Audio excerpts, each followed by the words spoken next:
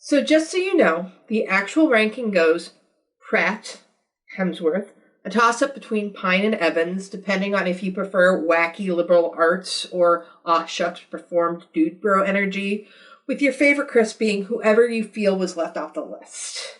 Hello, geeks, freaks, and all those unique. I'm MCeeFrodis. It's day 11,005 in this pandemic, and people are starting to focus on stupid things.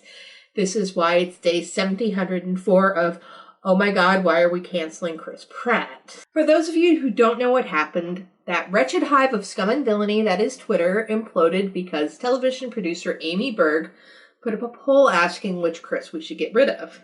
This is a takeoff of a meme which was going around social media, in which people had to choose one food to get rid of. Amy's joke being that the Chris's are snacks, therefore should be subject to the same scrutiny as Milky Ways. Now, making the Chris's battle has been going on for over 5 years now, since people realized we had a high concentration of white dudes named Chris in the Marvel Cinematic Universe, with Chris Pine rounding things out, because he was also a white Chris who was connected to geek culture with his roles in Star Trek and Wonder Woman. What makes this time special? Nothing really. It was a joke on Twitter. One thing I've learned about Twitter is that it's completely random as to what's going to go viral. This message just happened to hit at the right or wrong time. I think it was taken slightly more seriously because out of the Chris's, Pratt is the one who seems the most conservative. I'm not commenting on his actual politics as I don't know what they are, but I do know he's a member of a church that has anti-queer views, and he has expressed ideas that are slightly less liberal than the other Chris's. At any other time, this would probably be less of a big deal. But 2 weeks from a very heated election, even the appearance of partisanship is going to negatively affect people. Unfortunately, I think that the people involved, i.e. Chris Pratt, reacted to this very badly. For a majority of people, this was not a big deal. It was a meme, like thousands of others that go around every day.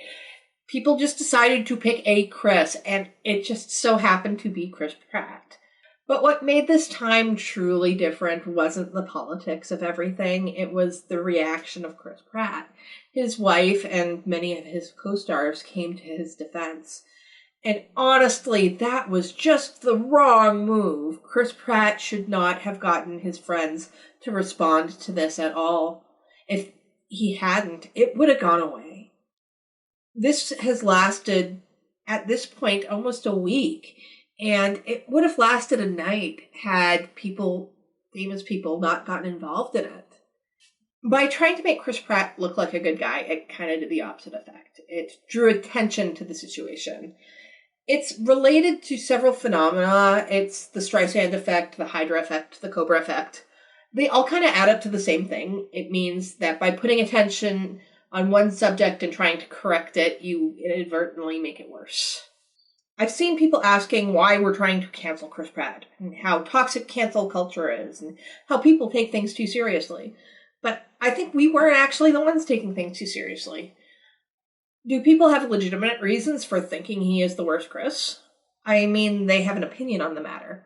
But not a lot of people actually really cared about it. Now, I'm someone who has actually canceled people. I've stopped enjoying certain people's creative outputs because their behavior was something I didn't want to support. But Chris Pratt was never on that list. I mean, he did things that I didn't care for, but it was more of an eye-rolling situation than it was canceled forever. We can't cancel everyone, and we don't actually want to. But people are still entitled to thinking that someone is a bit shit for their opinions. And after this whole situation, I actually do dislike Chris Pratt a lot more.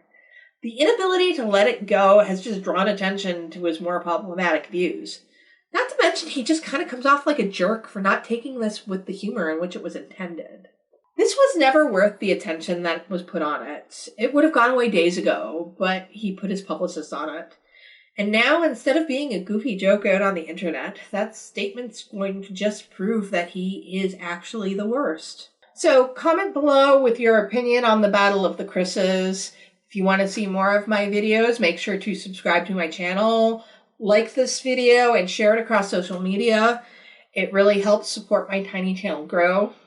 If you really want to support me, head over to Patreon and support me there. You can get early access to videos and polls. You can also buy me a coffee. If you're looking for something to wear, you can hit up my TeePublic and Redbubble where you'll find my shirts. Today's shirt is my Captain America for President shirt. This is an older version of it. I have a newer one that is not dated. Until next time, have a wonderful day, live long, and may the force be with you.